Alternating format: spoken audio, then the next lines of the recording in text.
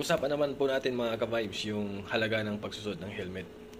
Kasi napansin ko talaga may mga lugar kung saan hindi na ho ito pinapahalagahan. At kapag kami po yung nag-checkpoint, naobserbahan ko po na halos 80% ng dumadaan na nakamotor ay hindi talaga nag-helmet. Especially kung sila taga doon lang sa lugar.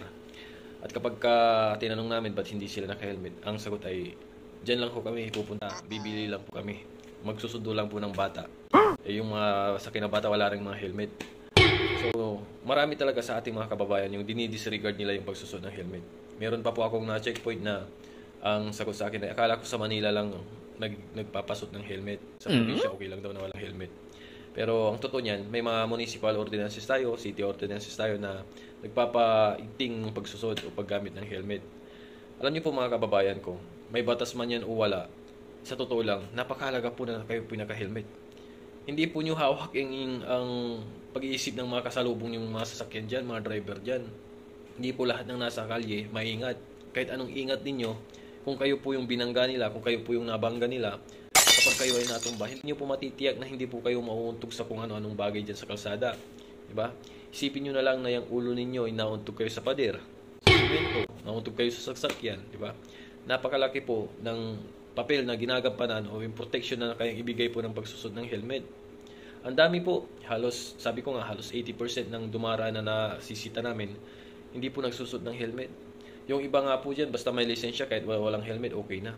Alam niyo po, ang halaga ng pagkakaroon ng lisensya, parang ay singhalaga rin ng pagkakaroon ng lisensya. Yung pagsusot ng helmet, singhalaga po yun ng pagkakaroon ng lisensya. Minsan po, parang wala rin kwenta kung kahit na may lisensya ka, kung hindi ka naman naka-helmet. Diba? Kung hindi ka naka-helmet, may chance kang mabago.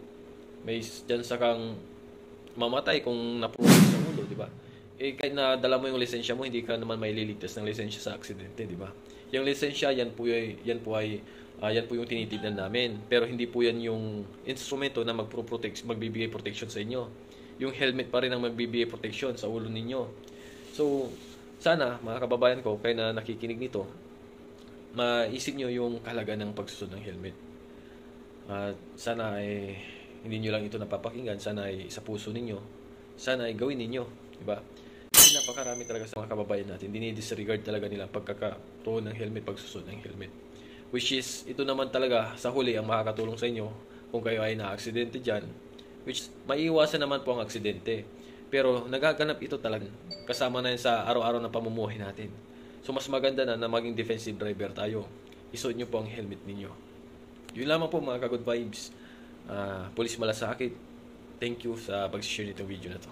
God bless.